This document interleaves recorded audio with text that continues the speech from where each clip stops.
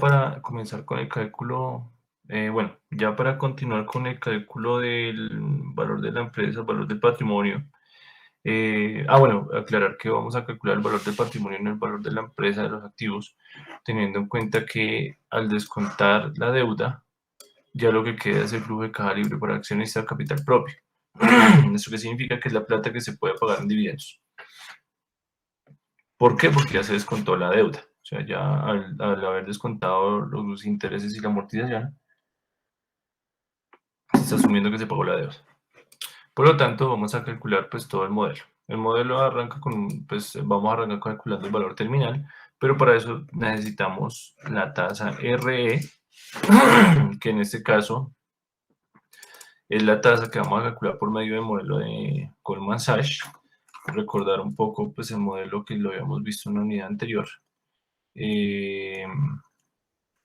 Básicamente, recordar que la tasa de rentabilidad esperada por el accionista es igual a la RF más el ENVI,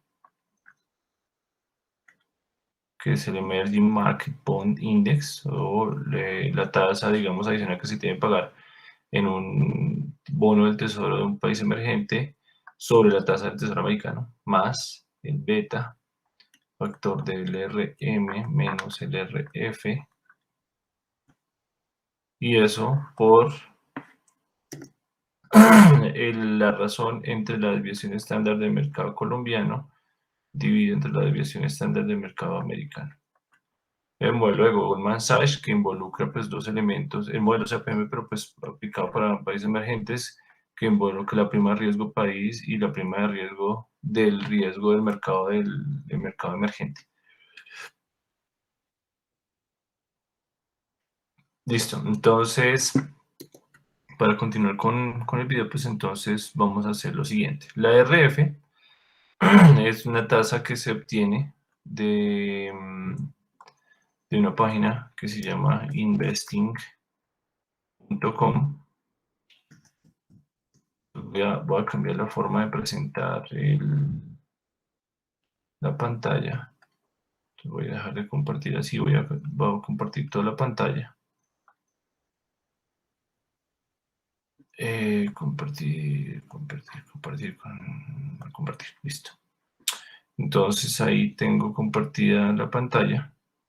Si ven, ahí va a quedar como metida, digamos, ya vamos a resolver el tema. Entonces vamos a entrar a la página investing.com.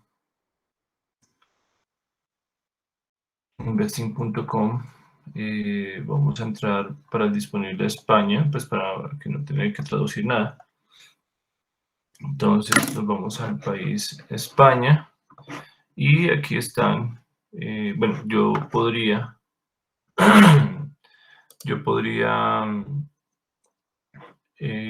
bueno, de hecho estoy conectado con mi sesión, no estoy iniciar sesión, yo puedo iniciar con Facebook o con Google, pero digamos que en principio no está necesario. Aquí voy entonces a mirar inicialmente el RE. Para poder calcular el RE necesito el RF. El RF básicamente es la tasa libre de riesgo de los... bueno, fíjense que aquí me está pasando, perdón que hago un paréntesis aquí, me está pidiendo registrar con Google. Entonces voy a entrar con la página con mi usuario personal.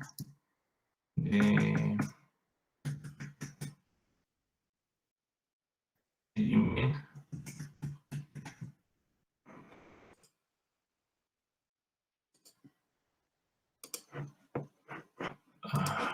Me puedo molestar.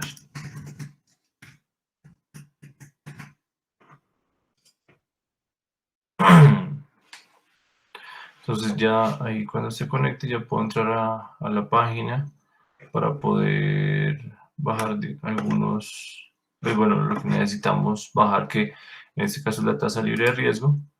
Entonces vamos a irnos por mercados, renta fija, bonos del Estado, y aquí me aparece 10 años. Vamos a coger la tasa que esté hoy, 1.482, voy a copiarla, sencillamente eso es un porcentaje. Fíjense que incluso cayó frente a una que tenía de la semana pasada. de la semana antepasada, 1.482. Vamos a buscar el ENVI por lo pronto antes de entrar a hacer otros cálculos. Pues aquí vamos a darle en Google ENVI Colombia. Me aparece el 29. Ay Dios, la variación, no, la prima de riesgo. La prima de riesgo es 8.66. Entonces, sencillamente, eso es un valor de 8.66%. Es una prima alta, no es una prima baja, digamos que el 8% adicional lo que tiene que pagar los bonos del Tesoro americano, colombiano versus los bonos del Tesoro americano. Entonces, fíjense que ahí ya los encontré 8.66. El beta lo vamos a calcular, bueno, la razón de la volatilidad colombiana versus USA, Estados Unidos, es en este caso, tenemos una hoja en el mismo archivo que se llama, perdón, estamos por acá, está por acá, mercado colombiano versus mercado americano. Aquí tenemos unos datos de la última, del 21 tenemos una comparación entre semanas desde el 29 de noviembre del 2020 hasta el 29 de noviembre del 2021. Podría, digamos, que quitar el último dato y poner el dato más reciente, que fue básicamente el de la semana pasada, que es del 26 de noviembre. Digamos que podría haber eliminado esa. Lo voy a dejar con estos datos. Ustedes pueden actualizar. Pues obviamente, básicamente es que actualicen una semana, que quiten esta última primera semana que aparece acá, 29/11 del 2020, y lo pongan al 26 de noviembre, o la que corresponda. En este caso lo hice semanal también, intencionalmente. Cogí los datos semanales porque los datos diarios tienen una diferencia entre los días del mercado americano versus los del colombiano. Entonces, nivelar es un poquito difícil. Bueno, no es difícil, no es que sea difícil, pero pues obviamente hay que ponerse a hacer para cada año de diferencia, porque hay días que no están en Colombia, que están en el mercado americano, y hay días del mercado colombiano que no están en el americano. Entonces, a veces nivelar es un poquito difícil, por eso tomo los datos semanales, que a la fija los van a encontrar iguales, son 52 semanas. Entonces, si ustedes miran, pues aquí yo tengo 52 semanas, aquí aparecen 52. Y pues tengo los datos del Standard & Poor's 500, que es el mercado americano, y el mercado colombiano, que está representado por el Colcap. Mejor sería tener el MSCI Colcap, pero pues bueno, eso es de que hay en investing.com. Calculamos para poder hallar, digamos, el beta. Perdón, el beta no, sino la variación de la razón de los rendimientos de las desviaciones estándar del mercado colombiano frente al americano. Pues sacamos los rendimientos. Acuérdense que el rendimiento se calcula cogiendo, en este caso, el precio del Standard & Poor's, el valor del Standard & Poor's del 6 de diciembre del 2020 dividido entre el 29 de noviembre del 2020, como logaritmo natural. Básicamente porque al eliminar, digamos, más bien, al tomarlo como logaritmo natural, eliminamos un error pequeño que se da cuando se hace con variación aritmética simple.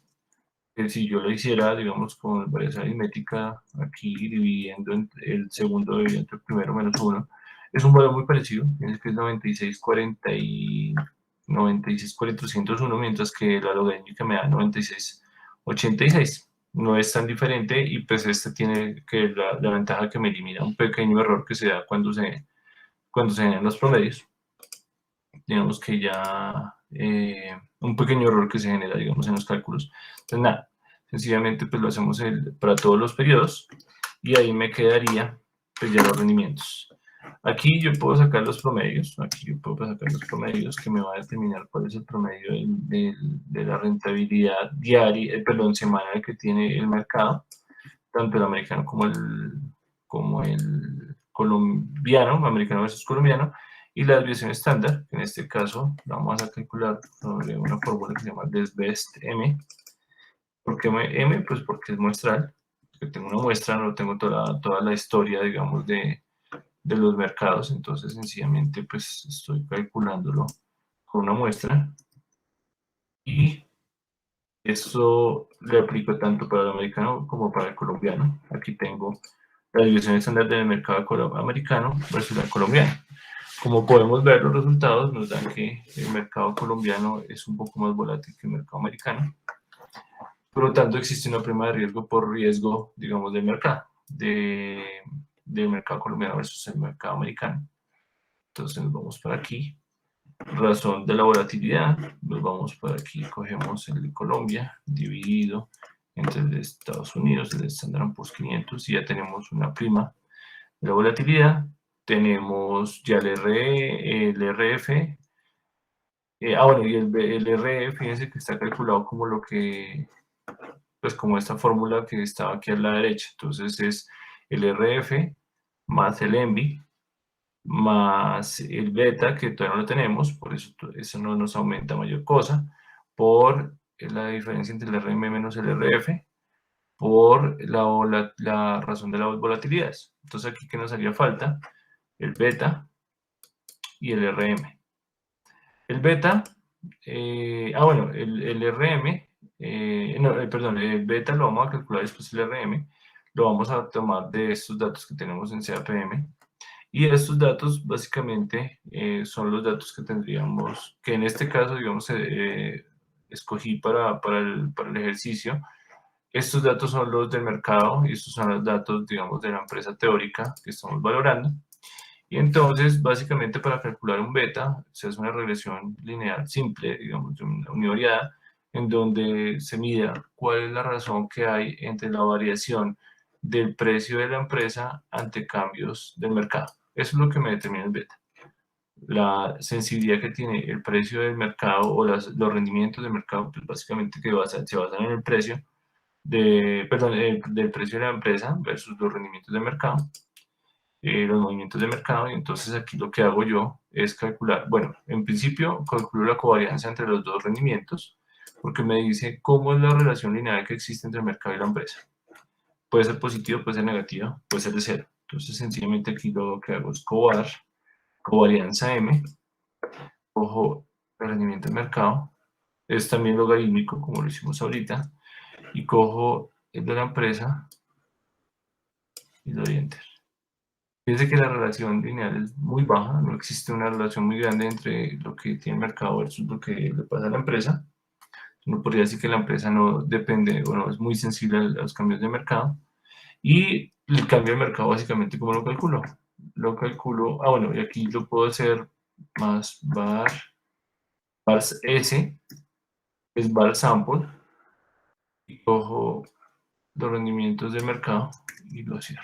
Entonces, la varianza de mercado, del mercado, en este caso el mercado americano, la covarianza entre la empresa y el mercado americano, de los rendimientos, perdón, y el beta que vendría a ser la covarianza dividido la varianza.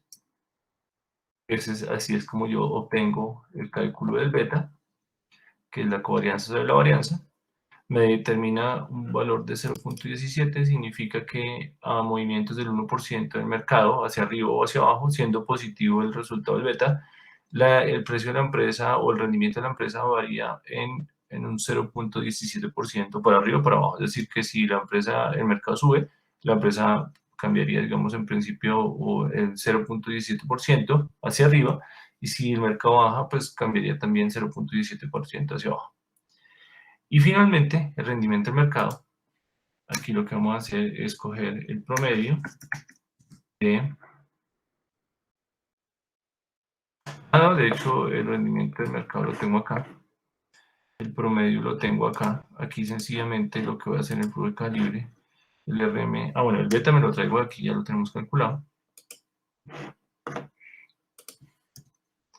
Y el rendimiento del mercado nos lo vamos a traer de mercado USA versus mercado colombiano. Aquí vamos a traer el promedio. Me determina que el mercado americano tiene un rendimiento promedio semanal del 0.045. Vamos a calcular el promedio, perdón, el anual. Entonces básicamente escoger el promedio semanal por la raíz de 245, que es el número de días del mercado americano, perdón, de 252, que es el número de días del mercado americano. Así que la rentabilidad del mercado americano en la bolsa, digamos, o en el mercado de, sí, en el mercado de renta variable, de las 500 acciones más importantes del mercado americano es del 7.22. Entonces, de nuevo repito, cojo el promedio del mercado americano, lo multiplico por la raíz de 252 y me da 7.22.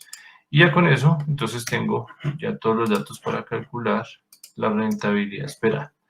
Fíjense que la rentabilidad esperada, haciéndolo con la fórmula del modelo Goldman Sachs, me daría que el RF menos más el ENVI, que es 1.14, 1.482 más el 866, eso es como el 10, más el beta, 0.1792, por el RM 722 menos el RF, que es el 1.48, perdón, por la razón de la desviación estándar de Colombia versus la de Estados Unidos, que es de 1.39.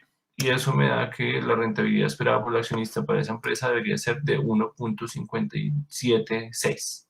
Perdón, 11.576. Ahora, el ejercicio nos decía que vamos a plantear un incremento esperado del 15% del valor terminal en adelante para el modelo Gordon-Shapiro, y el RD, que es la tasa de la deuda, que está al 15%. Esa es con la que calculamos la tabla de amortización. Entonces, recordemos que el valor terminal, lo que me dice el valor terminal, es que yo, para poder calcular ese valor terminal, lo que hago es lo siguiente. Cojo, en este caso, el flujo de caja en este caso, el 5, por 1 más el gradiente, que en este caso es el 5% del incremento de ahí en adelante, dividido entre la tasa, que en este caso es la RE, menos el G, que es el rendimiento esperado perpetuo, ya que es el 5%. Entonces, para calcular el valor terminal, yo conozco el flujo de caja libre, el último flujo de caja libre para el accionista, que es 73.596. Entonces, ¿qué cojo? 73.596 por 1 más el 5%. Con eso, ¿qué obtendría? La proyección del dividendo que tendría en el año 6. Eso lo voy a meter entre paréntesis. Y eso lo voy a dividir entre el RE, lo que acabamos de calcular, 11.576 menos el 5% del crecimiento esperado perpetuo, y el valor terminal me da 1.175. Digamos que ahí el valor de la empresa básicamente se está soportando es en el crecimiento, porque en los primeros años pues es un poco más difícil, de acuerdo con el flujo de caja libre de capital propio. ¿Y ahora qué hacemos? Entonces ya con ese valor terminal calculado, lo que voy a hacer es traerme los flujos. Entonces, como este valor de 1.175 queda un periodo atrás, se proyectó el año 6, pero queda en el año 5, lo que voy a hacer es que cojo el flujo de caja libre del accionista del año 5 más el valor terminal, los junto en el año 5, y bueno, y al resto sí lo traigo igualito, como están calculados ahí, como salía del flujo de caja libre. Y tenemos entonces los 138, los 11 negativos, los 30 positivos, 49 positivos, y aquí sería pues con el valor terminal más el flujo de caja libre del año 5. Y básicamente, ¿qué hago? Voy a pues, hacer esta fórmula, porque aquí estaba calculada, pero sencillamente voy a calcularla. Valor presente neto, BNA, ¿de qué? De la tasa, en este caso. Bueno, importantísimo. Como tengo flujo de caja libre para capital propio, la tasa de descuento adecuada es el RE. Si hubiera cogido flujo de caja libre, lo hubiera hecho con WACC. Pero como lo cogí con flujo de caja libre para el capital propio, que es el del accionista de los dividendos, pues lo hago con la tasa del RE, que es la rentabilidad esperada del accionista, y selecciono todos los flujos desde el año 1 hasta el año 5. Y con eso tengo el valor de la empresa. Uno diría, no, son 1.248, no. Sí, obviamente es importante el año 5, pero pues al descontarlos a una tasa del 11, pues, y pues obviamente también combinarlos con estos dos valores que también restan, digamos, restan del valor de la empresa, pues en este caso estaríamos hablando de una, de una, de un valor de patrimonio de 641. En teoría, digamos que eso valdría el patrimonio. Por lo tanto, si lo vemos con el estado de la situación financiera, nuestro patrimonio en el último año, del primer año de 200, perdón, en el año cero es de 243 millones. O sea que sí existiría, digamos, un valor agregado por efectos de, obviamente, los flujos esperados futuros. eh, pues obviamente quería que de pronto un inversionista pues lo vea como una buena opción de compra, es decir, que si el negocio si funcionara de esta manera, pues digamos que tener o comprar la empresa, pues digamos, es un buen negocio, y pues obviamente la señora que vende, digamos, el negocio, la dueña del negocio o de la empresa, tendría ya un criterio para con que, digamos, con el cual negociar. Obviamente, pues ya, obviamente, digamos que esta tasa es la que definiría, pero pues podría llegar a ser más alta. Sin embargo, pues no estamos haciendo lo más técnico posible con los datos más reales posibles.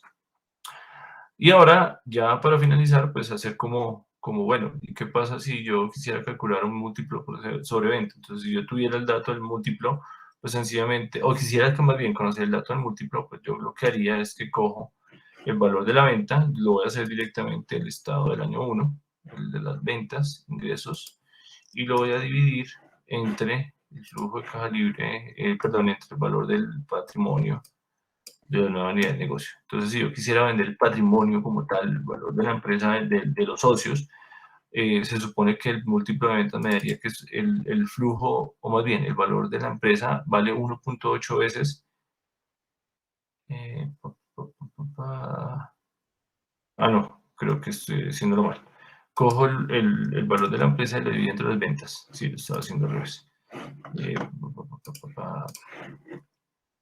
cojo, lo divido entre 1450. Diría que según múltiplo de ventas, cojo las ventas y las multiplico por 0.45 y obtendría el valor del patrimonio. Es decir, que eso sería lo que obtendría, que yo, para poder, digamos, negociar una empresa, yo compararía este múltiplo de ventas con los del mercado y determinaría si de pronto está muy alto o está muy bajo. Ahora, con respecto a la EBITDA, acuérdense que la EBITDA es la utilidad antes de intereses, impuestos, depreciaciones y amortizaciones. Entonces, me voy por la utilidad antes de impuestos. Ay, perdón, aquí sí, la utilidad. Son 21. Antes de impuestos, es decir, que le sumo los impuestos, los intereses, eh, los gastos financieros, las amortizaciones que no tenemos, las depreciaciones.